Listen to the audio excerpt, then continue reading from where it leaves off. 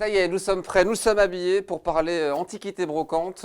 Automobilia, c'est le nom de cette séquence consacrée aux 24 heures. Et puis à l'automobile, on est avec évidemment l'expert Armel Labbé. Bonsoir Armel. Bonsoir Aurélien. Antiquaire brocanteur à la Chartre-sur-le-Loir. Alors on n'est pas à la Chartre aujourd'hui, on est à Guesseler. Pourquoi ce choix? C'est une jolie boutique, Hélène Antiquité, depuis 1980, tenue par Véronique et Laurent, des collègues charmants. Voilà. Et on trouve des pépites de broc en lien avec les 24 Bien heures sûr, ici. et je suis à peine arrivé que j'ai déjà trouvé une gravure. Tout de suite. Oui, c'est une Sunbeam, je vais y arriver. Une Sunbeam qui a gagné en 1924, ou qui a couru en 1924 aux 24 heures du Mans. Donc à voir dans cette boutique d'Hélène Antiquité, où on est entouré de... de fauteuils Chesterfield qui ont été utilisés il y a 5 ans pour les salons VIP Exactement. lors des 24 heures, Ouais. pour les membres de la CO. Oui, on les retrouve souvent dans les salons des 24 heures. Et puis peut-être qu'il y en a à l'Hôtel de France. Et je voulais te parler un petit peu. Ah ben voilà, direction l'Hôtel de France qui se trouve à la Chartre-sur-le-Loir avec un cadre pour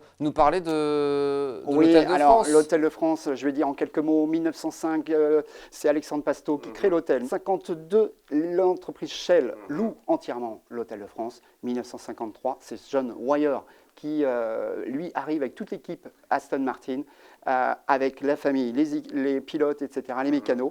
Et là, c'est le début de l'histoire, 25 ans ou plus, encore plus d'années d'histoire, avec les Aston Martin, les Ford GT40, les Porsche qui envahissent la Chartre-sur-le-Loir.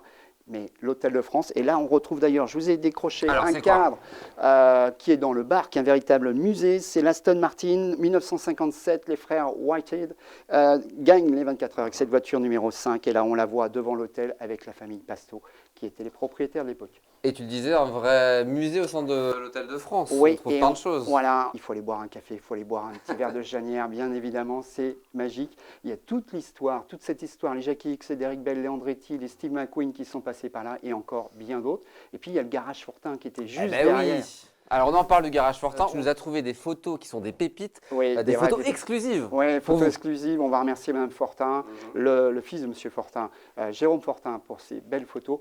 Alors, il faut savoir, il faut remettre dans le contexte, ces voitures sont préparées dans le garage, mais juste à côté de l'Hôtel de France. Ils vident le garage pour recevoir ces voitures. D'ailleurs, on revoit à l'image les journalistes qui prennent des photos de ces pilotes qui sont le nez dans les moteurs, et ces voitures qui étaient préparées au bout de la nuit, puisqu'ils faisaient ronfler les moteurs jusqu'à pas d'heure, jusqu'à minuit, 1 heure. C'est ça aussi l'histoire automobile en Sarthe. Exactement, l'histoire des 24 heures du Mans. On se retrouve demain pour une nouvelle chronique. Demain. Automobilia, l'antiquité brocante sur LMTV, c'est demain.